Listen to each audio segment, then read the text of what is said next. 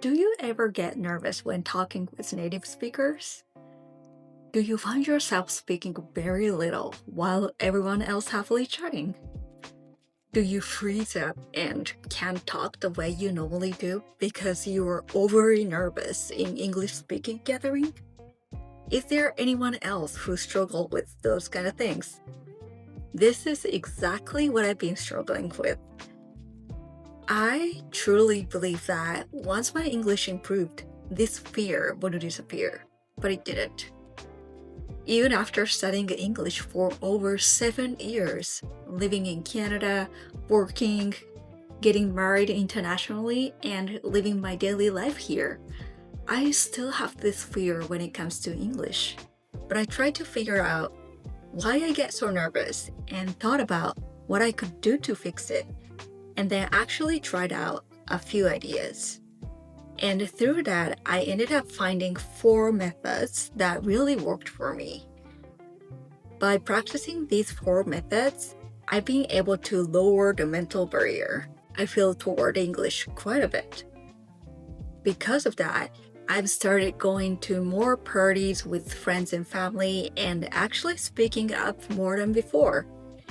And that's given me more chances to practice, which I think has definitely helped me improve my English.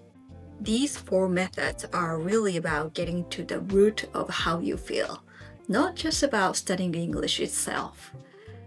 I hope they'll be helpful for anyone who's dealing with the same kind of struggles as me. So, here are the 4 methods. Number 1, understand what makes you nervous. Number 2, focus on understanding, not just English skills. Number 3, let go of worries about what others think. Number 4, find your own way to prepare. Let's dive into each one a bit more.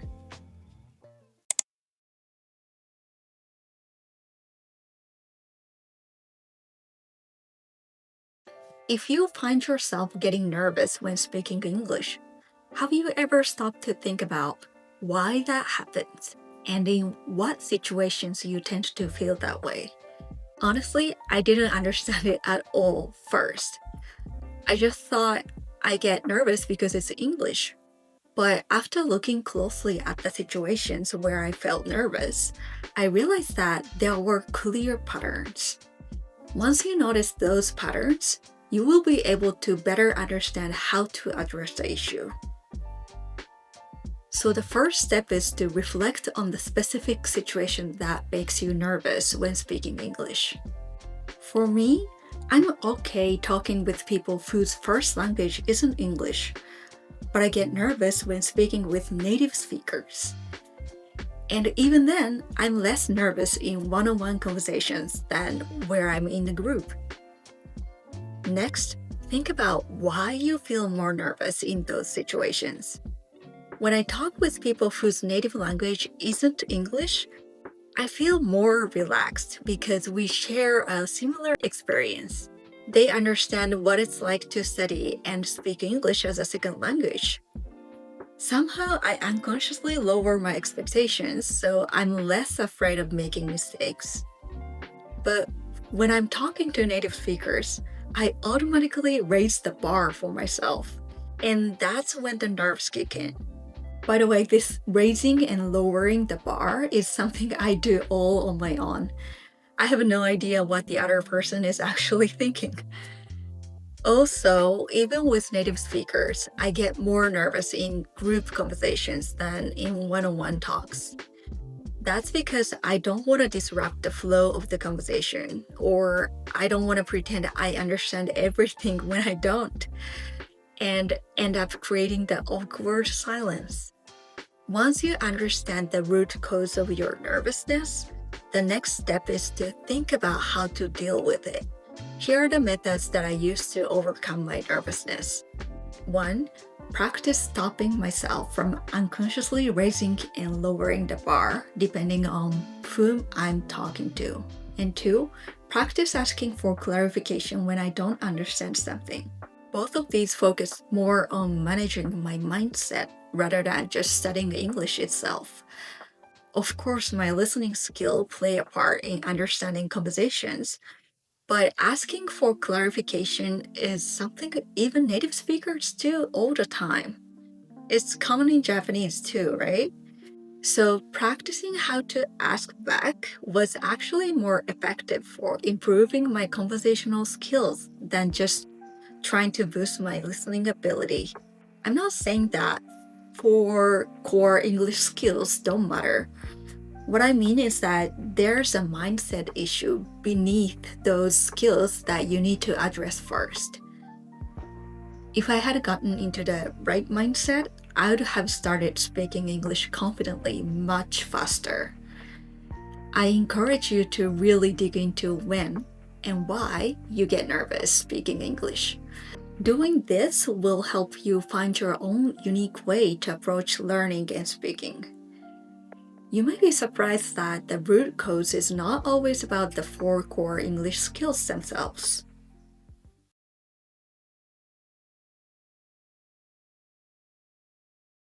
One reason I get nervous when speaking English is that I worry so much about my language skills and how I'll respond, which makes it hard for me to fully pay attention to the conversation.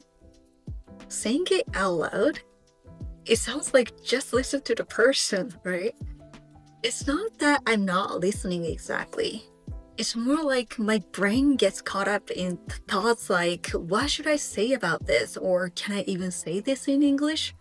So I'm not really present in the conversation. There's actually a term for this in psychology and communication research. It's called response preparation mode. People with social anxiety, strong self-awareness, or perfectionist tendencies often worry, what if I say something wrong? They get so caught up in preparing their response that they end up not fully understanding what's being said. And doing this in the second language, that just makes it even harder on the brain. That's exactly my experience. Have you ever felt that way? Like you seem to be paying attention, but really you are too busy planning your reply to understand the conversation. To get better at this, I started practicing fully focusing on what's being said in the moment. Here's what I do. Adopt the mindset that it's okay to pause and take a moment before responding. Make understanding the conversation the main goal, not perfecting my response. Practice meditation to train myself to stay present in the moment. This isn't just about English. It's the same in Japanese or any language. You know how sometimes after you say something, the other person pauses and says like, while thinking before they reply. If you ask me, does that bother me? Not at all. In fact, I appreciate when someone takes time to really think before responding. It's the same in English. In meetings or conversations, native speakers often pause and say things like, I'm trying to think or let me think before answering. So I realized it's totally okay to take a moment to think before responding. And while the other person is talking, just focus on listening. That's what really matters. This reminded me of how I used to take notes in class. Sometimes I was so focused on writing everything down perfectly that I didn't really understand the lesson. Yes, my notes looked great, but if someone asked me to explain, I may not have been able to. So now I try to put the notes aside and focus fully on understanding what the teacher is saying. That's the feeling I'm aiming for in conversations. The second thing I changed is my goal for conversations. Instead of trying to make the whole conversation perfect, I focus only on really understanding the other person. It doesn't matter if my English is messy or my sentences are all over the place, as long as I get the meaning. That's a win, because understanding is the goal. This might sound extreme, but Changing my mindset like this helped me a lot. Now, if I don't catch something, I'm less worried about asking for clarification.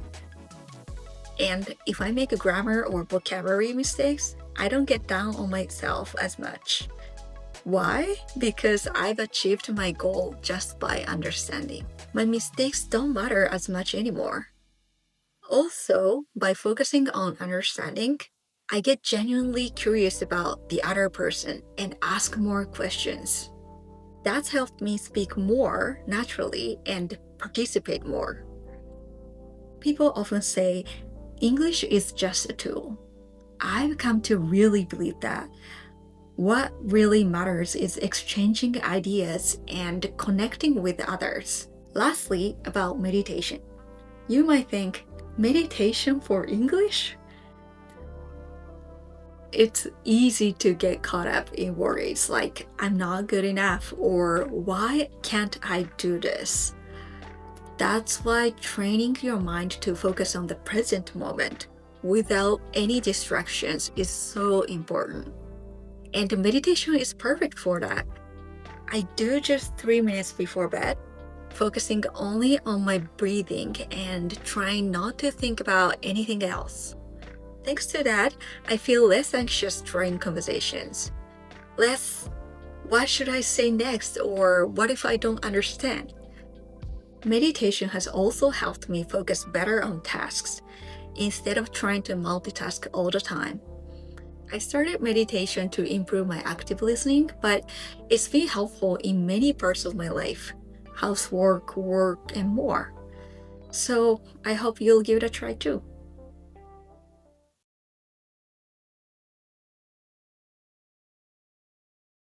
When I think about why we get nervous, one big reason for most people is probably this: worrying about what others think of us. Like, will they understand what I'm saying in English? What if my pronunciation sounds bad? What if I mess up the mood because of my English? Notice how many times I said my, or me, or I? That's because the focus is all on ourselves. As I mentioned in the active listening part, when you are very self-conscious, you tend to worry about your mistakes so much that it feels like everyone is watching you all the time. In psychology, this is called the spotlight effect. For example, imagine you went to the hair salon and your stylist completely messed up your haircut. You're really unhappy with how it looks, and you start worrying that everyone at school or work will laugh at you or make fun of you. But when you actually go there, most people don't even notice your haircut or don't react as much as you thought. That's the spotlight effect. We think the spotlight is on us, but really, everyone else is too busy thinking about their own stuff to focus on us. So when you worry about your English, remember, people don't have the mental space to judge your language skills. Now you might say, but I have been laughed at before. I know, I get it. I've had awkward moments too when my English didn't quite make sense and people looked confused or uncomfortable. Sure, it's uncomfortable in the moment, but honestly, people forget quickly. Everyone wants to spend their mental energy on things that matter more to them. So next time you feel nervous, remind yourself about the spotlight effect. Just imagine you are standing in the spotlight, feeling all eyes on you. And now look around and picture that everyone you are talking to also has their own spotlight shining on them. Doesn't your own spotlight feel a little less bright or intense? This works not just for English, but also for speaking in front of big groups in Japanese or any language. That feeling of everyone's watching me is just an assumption. Let it go. People aren't paying as much attention as you think.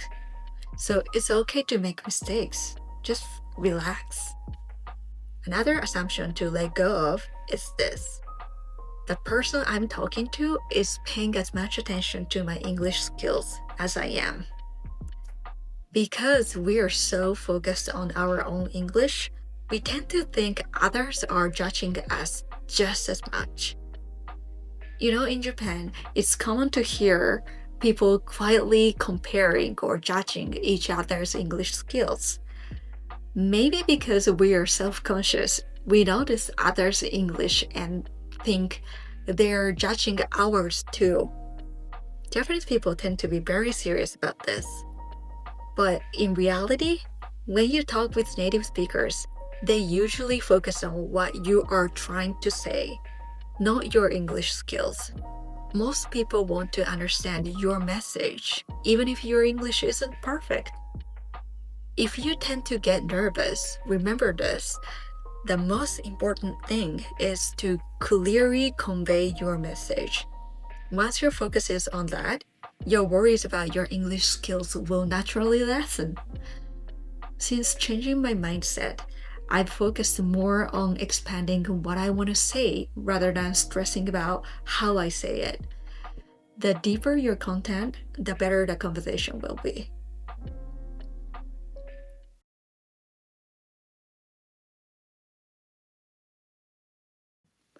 Last but not least, let's talk about finding your own routine. This is similar to what athletes do before a game.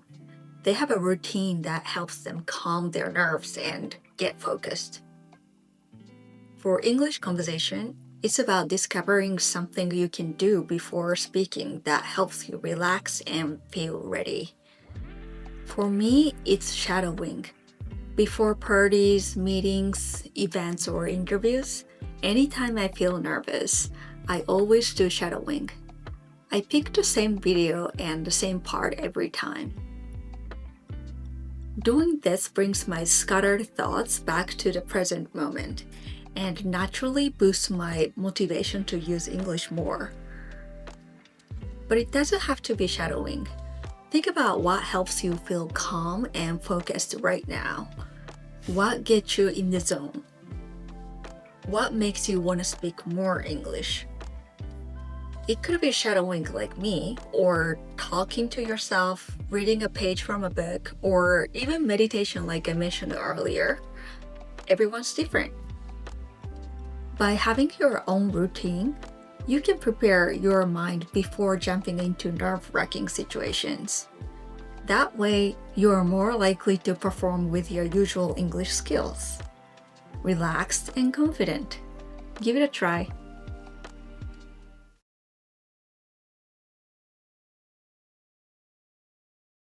Those were 4 ways to help you speak English with confidence.